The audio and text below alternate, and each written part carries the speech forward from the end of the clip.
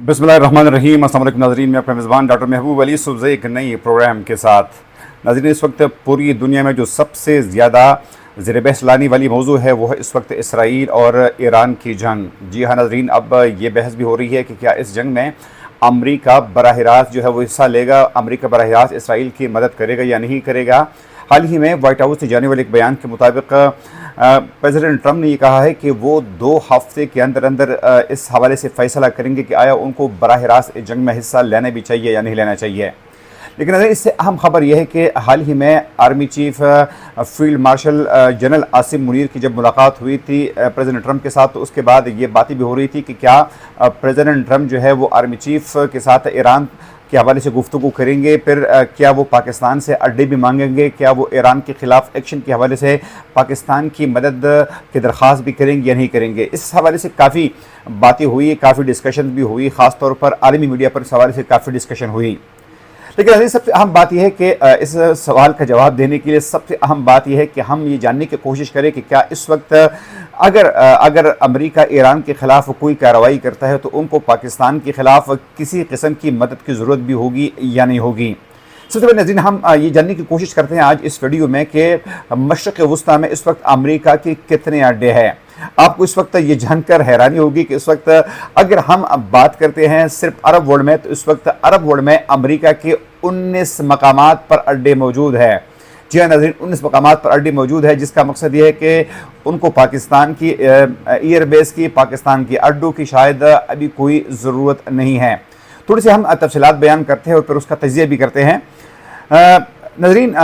जो इस वक्त ताज़ा हमारे साथ अदाद-ओ-शुमार मौजूद है, तो इस वक्त मशरक़ वस्ता में 19 से ज़ायद मकामात पर अमेरिका के फ़ौजी अड्डे जो है वो कायम है, जिनमें तकरीबन 40 से 50 हज़ार अमरीकी फ़ौजी जो है वो तैनात है। इनमें से 8 मुस्तकिल फ़ौजी अड्डे भी मौजूद है।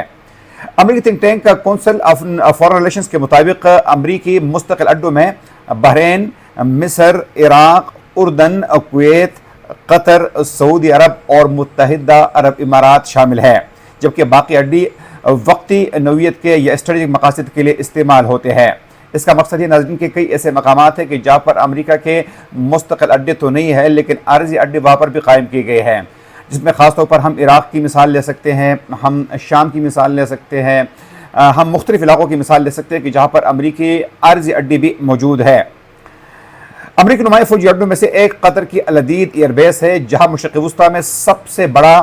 फ़ौजी अड्डा 1996 में कायम किया गया। यहाँ तकरीबन 10,000 अमरीकी फ़ौजी मौजूद है। ये अड्डा सेंटकॉम का फॉरवर्ड हेडक्वार्टर है और इराक़, शाम और अफ़गानिस्तान में अमरीकी कार्रवाइयों का मरकज़ भी रहा है। आप अंदाज़ा करें नाज़रीन कि इससे पहले जब अमरीकी फ़ौज कार्रवाइयाँ करती थी इराक़ में, फिर अफ़गानिस्तान में और फिर शाम में, तो यही वो मकामात थे। ख़ास तौर पर ये जो अड्डा है कतर वाला, इसको बाकायदा इस्तेमाल किया जाता रहा है।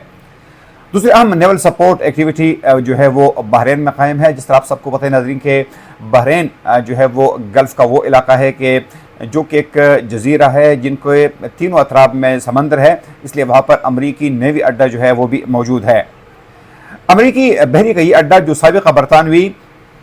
अड्डे HMS जैफियर की जगह कायम किया गया, यह तकरीबन 9,000 दिफाई एहलकार तैनात है और ये 5th फ्लीट्स US नेवी का घर भी है। कुवैत सिटी से 55 किलोमीटर जनूब मशरक़ में कैम अरिफजान अड्डा 1999 में तामीर किया गया। ये अमरीकी फ़ौज की लॉजिस्टिक, सप्लाई और कमांड का अहम मरकज़ है। इस तरीके से मुत्तहिदा अरब इमारात में अज़फ़र एयरबेस एक स्ट्रेटेजिक फ़िज़ाई अड्डा है, जो खुफिया मालूमात जमा करने और F-22 रिपेयर स्टील फाइटर समेत जदीद तैयारों और ड्रोन्स की परवाज़ों के लिए इस्तेमाल होता है। इसके अलावा शिमाल मशरक़ी इराक़ और शाम में अमरीकी फ़िज़ाई कार्रवाइयों के लिए इस्तेमाल होने वाला अड्डा अरबील एयरबेस है। लेकिन नाज़रीन, जिस तरह मैंने पहले कहा था कि ये वो अड्डे हैं जो कि अमेरिका ने आर्जी तौर पर कायम किए हैं, जो कि इस वक्त इराक़ में भी है और इस वक्त वो शाम में भी मौजूद हैं, जहाँ अमरीकी फ़ौजी कुर्द और इराक़ी फ़ोर्सेस की तरबियत और मशावरत भी करते हैं। अमेरिका ने पहली बार 1958 में लबनान बहरान के दौरान फ़ौजी दस्ते बैरूत भेजे थे, जब वहाँ 15,000 अमरीकी मेरीन्स और आर्मी एहलकार तैनात किए गए थे। تو ناظرین اس ویڈیو کا بنیادی مقصد یہ ہے کہ اس وقت مشرق وسطی میں امریکہ کے تقریباً 19 سے زیادہ مقامات پر فوجی اڈے موجود ہے، اس لیے جو لوگ یہ چمگویا کرتے ہیں، یہ افواہیں اڑاتے ہیں کہ شاید امریکہ کو اس ریجن میں خاص طور پر ایران کے خلاف کارروائی کے لیے پاکستان کی مدد کی ضرورت ہوگی یا پاکستان کی ہوائی اڈوں کی ضرورت ہوگی، تو اس بات کا کوئی تک نہیں ہے۔ نہ ہم یہ سمجھتے ہیں کہ آرمی چیف جنرل اسم منیر جو ہے وہ اس حوالے سے انہوں نے کوئی کمٹمنٹ کی ہوگی، یہ بھی براہ راست جو ہے کوئی ایک مستند خبر جو ہے یہ نہیں لگتی۔ اس کے علاوہ ناظرین اگر ہم مزید بات کریں مشرق وسطی کے حوالے سے تو چائنا کا ایک اہم بیان جو ہے وہ بھی سامنے آیا ہے اور وہ بھی آج آپ کے ساتھ شیئر کریں گے۔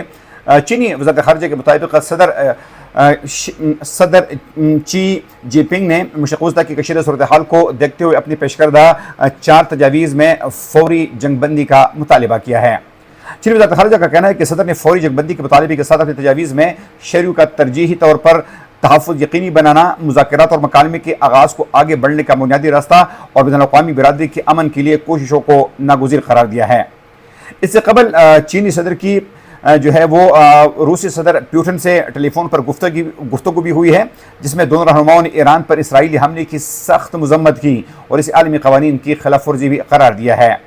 شی جن پنگ اور پیوٹن ایران اسرائیل جنگ کی سفارت حل پر زور دیا اور کہا کہ ایرانی جوہری پروگرام سے متعلق تمام مسائل کا کوئی فوجی حل موجود نہیں ہے، اور اس کا انہوں نے ایک ہی حل بتایا ہے کہ اگر آپ نے مشرق وسطی میں امن کی طرف جانا ہے، اگر وہاں پر مستقل امن لانا ہے تو اس کے لیے صرف ایک ہی راستہ ہے کہ مذاکرات کا راستہ جو ہے وہ اپنایا جائے۔ اس حوالے سے ناظرین چین نے بھی اور روس نے بھی کئی مرتبہ ثالثی کی پیشکش ضرور کی ہے، لیکن اب تک اس پیشکش کا کوئی مثبت جواب جو ہے وہ نہیں آیا ہے۔ چینی صدر شی جن پنگ نے کہا کہ وہ ایران کے معاملے پر روسی ثالثی کے حق میں ہے۔ روسی ثالثی کشیدگی میں کمی میں مددگار ثابت ہو سکتی ہے، جبکہ ایران اسرائیل تنازعہ میں ممکنہ امریکی مداخلت ایک اور خوفناک کشیدگی کا سبب ہوگی۔ یہ کہا ہے شی جن پنگ نے، جو کہ اس وقت چائنا کے صدر ہے، اور ظاہری بات ناظرین کہ جہاں عالمی سطح پر اتنا بڑا ایونٹ ہو رہا ہے تو امریکہ کے بعد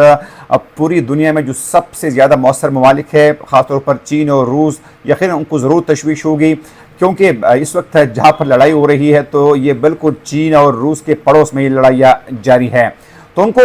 اس حوالے سے جو تشویش ہے وہ ایک فطری عمل ہے۔ لیکن سب سے اہم بات یہ ہے ناظرین کہ اس وقت اس بات پر بھی کافی بحث ہو رہی ہے کہ اس وقت اسرائیل نے جو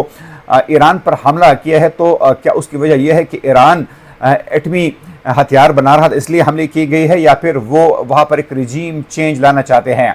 تو زیادہ تر ماہرین کا یہ کہنا ہے کہ اس وقت ایران نے ابھی تک ایٹمی ہتھیار تو نہیں بنائے ہیں، نیوکلیر ہتھیار تو نہیں بنائے ہیں، لیکن اسرائیل یہ چاہتا ہے کہ اس وقت ایران میں جو ایک رجیم ہے جس میں ایک اسلامک گروپ جو ہے وہ گزشتہ تقریباً 35-40 سال سے وہاں پر برسر اقتدار ہے، تو اس سسٹم کو ختم کرنے کے لیے ایک نئی رجیم لانے کے لیے جو ہے وہ کوششیں جاری ہے کہ موجودہ رجیم جو ہے ختم کیا جائے اور ایک نئی رجیم، ایک ایسی رجیم وہاں پر لائی جائے جو کہ پرو امریکن ہو، جو کہ پرو اسرائیلی ہو، تاکہ اسرائیل کے لیے اگر تھوڑا بہت خطرہ ایران مستقبل میں بن سکے تو اس حوالے سے ان کی جو تشویش ہے وہ ختم ہو اور ایک ایسی حکومت لائی جائے جو کہ ان کے ماتحت بھی ہو، ان کے لیے قابل قبول بھی ہو۔ اگر پروگرام تک اپنے میزبان ڈاکٹر محبوب علی کو اجازت دیجیے۔ اللہ حافظ۔